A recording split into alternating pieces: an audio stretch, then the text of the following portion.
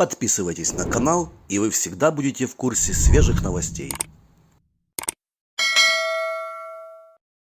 Бажаю здоров'я, шановні українці. Сьогодні в Україні вперше одночасно з більшістю країн світу відзначається Міжнародний день молоді. Минулого літа було ухвалено це рішення перенести відзначення на 12 серпня, щоб і в такій символічній речі бути разом з Європою.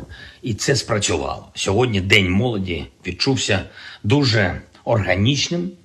І перш за все разом з першою леді зустрівся з юними героями-рятівниками. Ви молодці, пишаюсь дітьми, підлітками, які не по роках міцні, не по роках відповідальні. Вони, ви знаєте, вони збирають кошти для армії, вони допомагають пораненим нашим, дійсно допомагають людям, допомагають рятувати життя людей. Провели в Маріїнському палаці у Білій залі Героїв України спеціальну церемонію. Церемонія була нагородження таких юних героїв: Максим Бровченко, Іринка Васильєва, Олександр Гуцал, Єгор Шемет, Давид Пануляк, Гліб Бондаренко, Андрій Покраса, Данило Сергєєв. Їм від 7 до 16 років, а вони герої. І, ви знаєте, їхніми вчинками можна пишатися так, що далеко не у кожного дорослого це є в біографії.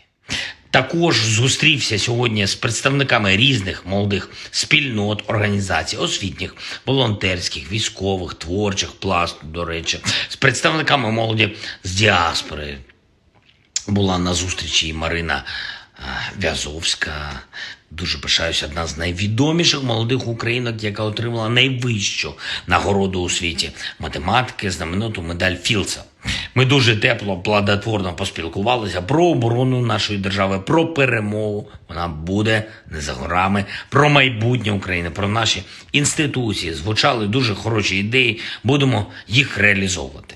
Поінформував сьогодні переговори з понтифіком, подякував папі Франциску за підтримку українців. Обговорили, що ми разом можемо зробити, щоб повернути мир державі. Поінформував його про ситуацію на передовій, постійні намагання Росії підвищити рівень терору. Він погоджується, нас підтримує.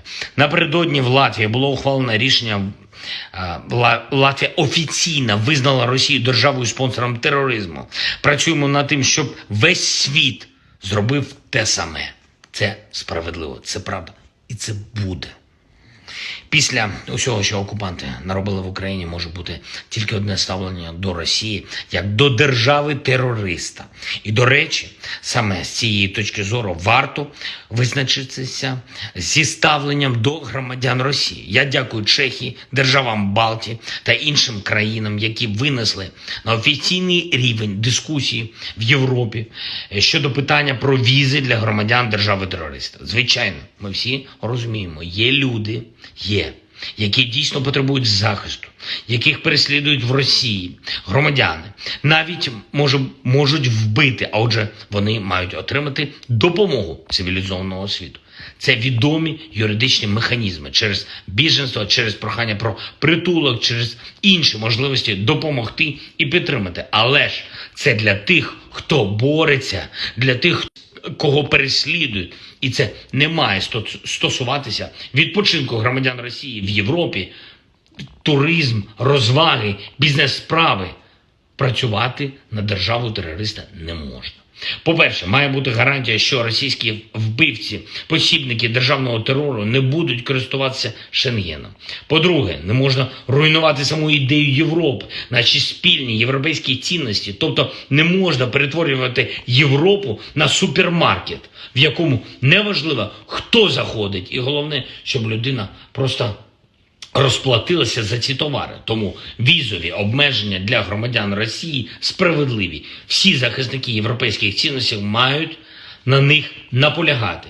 Ввечері підписав указ про нагородження наших воїнів, героїв. 181 учасник бойових дій відзначений державними нагородами, 33 посмертно. Загалом, за час війни було нагороджено вже більш ніж 26,5 тисяч українців і українок.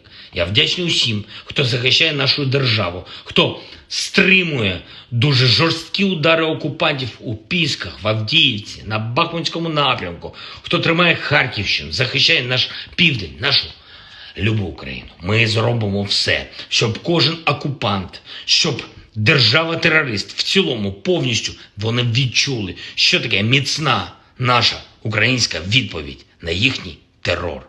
Слава усім нашим воїнам! Слава Україні!